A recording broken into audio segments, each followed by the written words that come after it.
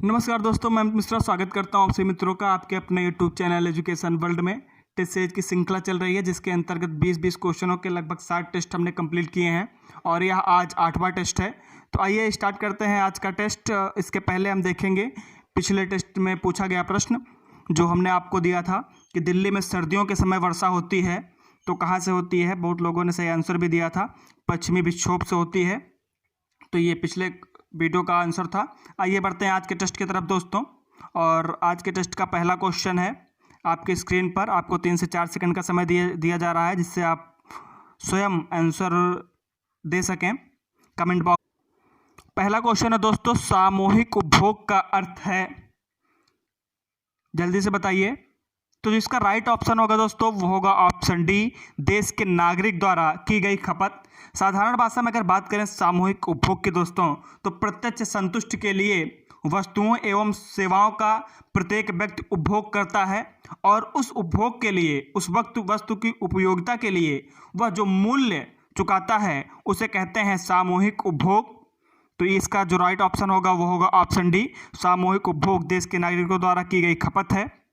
अगला क्वेश्चन है दोस्तों, राष्ट्रीय आय को और किस नाम से जाना जाता है। तो राष्ट्रीय आय को और किस नाम से जाना जाता है। तो जो इसका राइट ऑप्शन होगा दोस्तों होगा वो एनएनपी, नेट नेशनल इनकम, और वो लगता है साधन लागत पर ना कि बाजार कीमत पर।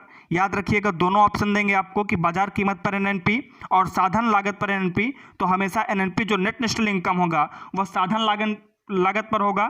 इसके पहले आप राष्ट्रीय आय नेशनल इनकम की बात करते हैं, नेट नेशनल इनकम जाना जाता है एनएनपी के नाम से। और एक शब्द आप सुनते होंगे GNP, gross national product GNP, और उसमें से अगर मूल्यह्रास को घटा दिया जाए, डिप्रिसिएशन को, जिसे मूल्यह्रास आप कहते हैं, तो हमारा निकल के आता है एनएनपी, और वही एनएनपी कहलाता है किसी भी देश का एनआई या नेशनल इनकम। बढ़ते हैं अगले क्वेश्चन की तरफ। तो जिसका राइट ऑप्शन होगा वो ऑप्शन सी होगा, साधन लागत पर एनएनपी ही राष्ट्रीय आय होती है। बात करें अगले क्वेश्चन की, तो भारत में राज्यों के लिए राजस्व का सर्वाधिक महत्वपूर्ण स्रोत निम्नलिखित में से क्या है। जल्दी से बताइए इसका राइट ऑप्शन क्या होगा। तो जिसका राइट ऑप्शन होगा वो होगा दोस्तों बिक्री कर। भारत में राज्यों के लिए राजस्व का सर्वाधिक महत्वपूर्ण स्रोत बिक्री कर है। बिक्री कर की बात करें तो किसी भी सामान की खरीद फरोख्त पर जो कर लगाया जाता है वह बिक्री का कर कहलाता है और सर्वाधिक राजस्व इसी से आता है। तो इसका ऑप्शन ए सही हो जाएगा। अगला क्वेश्चन है 25वां क्वेश्चन, निम्न में से किस वर्ष भारत G20 शिखर सम्मेलन की मेजबानी करेगा। करंट अफेयर्स का क्वेश्चन है और कई एग्जामों में पूछा भी गया अभी हाल ही में, अभी भी आगे तक पूछा जाएगा। तो वर्ष 2022 में भारत G20 शिखर सम्मेलन की मेजबानी करेगा। तो जिसका राइट ऑप्शन होगा ऑप्शन डी होगा। G20 की बात करें दोस्तों तो 26 सितंबर 1999 को इसकी स्थापना हुई थी और इसके सलमान इस समय सऊदी अरब के किंग कहें तो सलमान बिन अब्दुल जीज अल सऊद हैं। तो इनका नाम याद रखिएगा आप, सलमान बिन अब्दुल जीज अल सऊद इस समय इसके चेयरमैन हैं।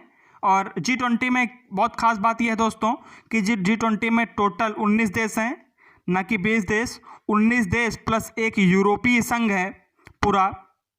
तो यहाँ से क्वेश्चन बन जाता है कि इसमें कितने देश हैं। G20 में तो 19 देश हैं और एक यूरोपीय संघ है, इसको याद रखिएगा हमेशा। अगले क्वेश्चन की बात करें, निम्नलिखित में से क्या वैकल्पिक मुद्रा का एक उदाहरण है। वैकल्पिक मुद्रा का उदाहरण एक बार एग्जाम में पूछा गया था SSC 2013 में। आप देखेंगे वैकल्पिक मुद्रा का उदाहरण, कई लोग बांड लगा के आए थे, कई लोग करेंसी नोट, लेकिन वैकल्पिक मुद्रा का जो एक उदाहरण है वह है चेक। वैकल्पिक मुद्रा का उदाहरण वास्तव रूप में चेक होता है। चेक को जिसे आप विनिमय पत्र कहते हैं, बैंकर द्वारा जो जारी किया जाता है और हमेशा मांग पर देय होता है। जब भी आप चेक ले जाते हैं बैंक आपको पैसा देता है उसके बदले। अब अगर आपके पॉसिबिलिटीज़ है बैंक के अंतर्गत आपका जो क्रेडिट है या फिर आपके जमा पूंजी हैं तो उसके अंतर्गत आपको तुरंत उसके बदले मुद्रा प्रदान की जाती है, तो उसे वैकल्पिक मुद्रा कहते हैं।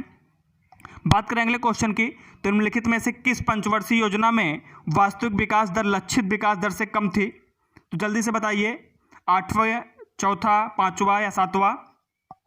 तो जिसका राइट ऑप्शन होगा वो दोस्तों होगा चौथी पंचवर्षीय योजना। चौथी पंचवर्षीय योजना के अंतर्गत जो वास्तविक विकास दर थी वो लक्षित विकास दर से कम थी। बात करें चौथी पंचवर्षीय योजना की, तो इंदिरा गांधी की सरकार थी उस समय, और इसी चौथी पंचवर्षीय योजना में हरित क्रांति भी आई थी। कृषि को बढ़ावा दिया जा रहा था, कृषि के क्षेत्र में हरित क्रांति लाने का प्रयास किया गया था। और इसी चौथी पंचवर्षीय योजना में दोस्तों 14 बैंकों का राष्ट्रीयकरण किया गया था।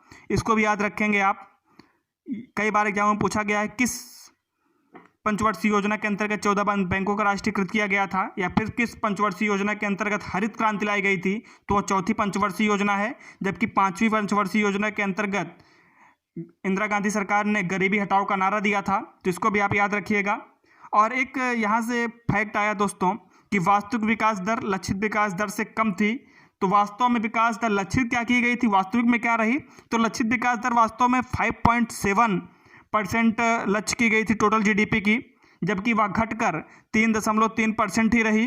तो ये भी आप जानते रहिएगा कि कितना था और कितना वास्तव में गेन हुआ। तो यहाँ से क्वेश्चन आसानी से बनता है, इतने फैक्ट्स आप याद रखेंगे पर्याप्त हैं आपके लिए।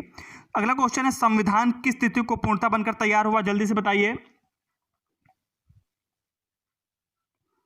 संविधान किस तिथि को बनकर पूर्णतः तैयार हुआ था, तो जो तैयार हुआ था दोस्तों वो हुआ था 26 नवंबर 1949 ईस्वी को। वह हमारा संविधान पूर्णतः बनकर तैयार हो गया था, या हम कहें अंगीकृत कर दिया गया था, परंतु उसे लागू किया गया 26 जनवरी 1950 ईस्वी को।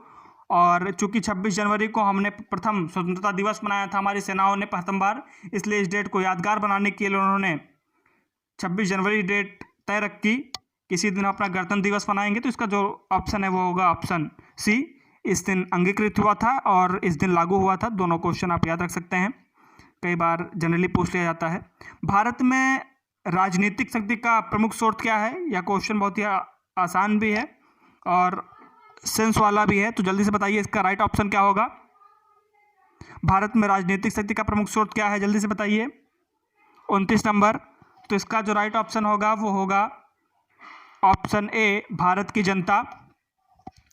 आप कमेंट बॉक्स में अपना आंसर दे सकते हैं और स्वयं भी अपने कॉपी पेन लेके बैठ के आप देख सकते हैं कि 20 क्वेश्चन में से आपके कितने क्वेश्चन सही होते हैं जीएस के। तो जिसका राइट ऑप्शन होगा भारत की जनता राजनीतिक शक्ति का प्रमुख स्रोत है। आप जानते हैं हमारे यहाँ लोकतंत्रात्मक सरकार बनती है, तो जो प्रमुख शक्ति होती है वो जनता में निहित होती है, इसको याद रखिएगा। बढ़ते अगले क्वेश्चन की तरफ। तो शिक्षा शब्द किससे संबंधित है, किस सूची संबंधित है, जल्दी बताइए। शिक्षा शब्द किस सूची से संबंधित है, तो शिक्षा शब्द संघ सूची का है, राज्य सूची का है, समवर्ती सूची का है। तो जो शिक्षा शब्द है वो समवर्ती सूची का है, जिसके अंतर्गत टोटल 52 विषय हैं। पहले 47 से बढ़कर 52 हो गए हैं। जबकि संघ सूची में बात करें तो टोटल पहले 97 थे, अब 100 विषय हैं। जबकि राज्य सूची में टोटल 61 विषय हैं, जो पहले 66 थे घटकर, इसमें पहले 97 थे, 3 बढ़कर 100 हो गए हैं। तो इन सारे फैक्टों को भी आप याद रखिएगा। जनरली कभी कभी पूछ लिया जाता है कि किस सूची में कितने विषय थे, अब कितने हो गए, और कौन सा शब्द किस विषय का है, किस सूची विषय का है, तो याद रखिएगा इसको। बढ़ते हैं अगले क्वेश्चन की तरफ। तो भारत के संविधान के किस अनुच्छेद के अंतर्गत सशस्त्र बलों के मौलिक अधिकार विशेष रूप से प्रतिबंधित हो सकते हैं। जो सशस्त्र बलों के मौलिक अधिकार हैं उनको प्रतिबंधित करने का प्रावधान संसद द्वारा किस अनुच्छेद के अंतर्गत निहित है, तो जो इसका राइट ऑप्शन है ऑप्शन डी, अनुच्छेद 33 के अंतर्गत निहित किया गया है ये प्रावधान। इसके अंतर्गत दोस्तों इस भाग द्वारा प्रदत्त अधिकार का बलों आदि का लागू होने के में उपांतरण का जो अधिकार दिया गया है संसद को, वह इसमें वर्णित है अनुच्छेद 33 में। तो बलों आदि को लागू होने में उपांतरण करने की संसद की शक्ति का वर्णन है, तो इसको याद रखिएगा। अनुच्छेद 33 के अंतर्गत मौलिक अधिकार विशेष रूप से प्रतिबंधित किए जा सकते हैं सशस्त्र बलों के। पढ़ेंगे अगले क्वेश्चन की तरफ। तो क्वेश्चन नंबर 32, संपत्ति के अधिकार की वर्तमान परिस्थिति क्या है। आप जानते हैं पहले संपत्ति का अधिकार मूल अधिकार में आता था, लेकिन अभी यह संसद का अधिकार जो दिया गया है वह वैधानिक अधिकार हो गया है, कानूनी अधिकार हो गया है। तो संपत्ति का अधिकार वर्तमान समय में कानूनी अधिकार है, इसको याद रखिएगा। भारत के संविधान के अंतर्गत नीति निर्देशक सिद्धांतों के मुख्य उद्देश्य हैं, जल्दी से बताइए इसका राइट ऑप्शन क्या होगा। नीति निर्देशक सिद्धांतों के मुख्य उद्देश्य, जल्दी से बताइए। तो इसका जो ऑप्शन सही होगा वो होगा ऑप्शन ए, लोक कल्याणी राज्य की स्थापना करना। किसी भी राज्य के नीति निर्देशक तत्व की प्रमुख उद्देश्य है कि वह लोक कल्याणी राज्य की स्थापना करे, लोक कल्याणकारी राज्य की स्थापना। तो यहाँ से कई बार क्वेश्चन पूछे गए हैं, आपको याद रखना है। बढ़ेंगे अगले क्वेश्चन की तरफ। तो राष्ट्रपति के निर्वाचन में विजयी उम्मीदवार के लिए प्राप्त करना आवश्यक है, कितना मत प्राप्त करना आवश्यक है, जल्दी से बताइए। ऑप्शन है स्क्रीन पे।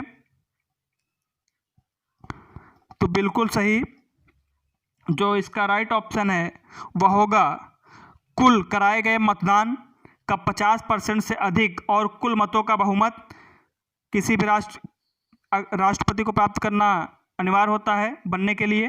50% + 1 एक रेशियो अगर बात करें कि टोटल मतदान का कितना प्राप्त होना चाहिए, तो 50% + 1 ये बहुमत होता है, जिसको याद रखिएगा। किसी भी राष्ट्रपति उम्मीदवार को विजयी होने के लिए इतने मत पाना अनिवार्य होता है कुल मतों का। बढ़ते हैं अगले क्वेश्चन की तरफ। तो गुट निरपेक्षता से क्या तात्पर्य है, गुट निरपेक्षता से क्या तात्पर्य है, जल्दी से बताइए। पॉलिटिकल साइंस के स्टूडेंट होंगे तो आप तुरंत कर लेंगे इसको। तो गुट निरपेक्षता बहुत सारे देशों में अलग अलग समय में लाई गई और अभी होती है। तो गुट निरपेक्षता का सीधा अर्थ है कि शक्तिपुंजों से तटस्थता।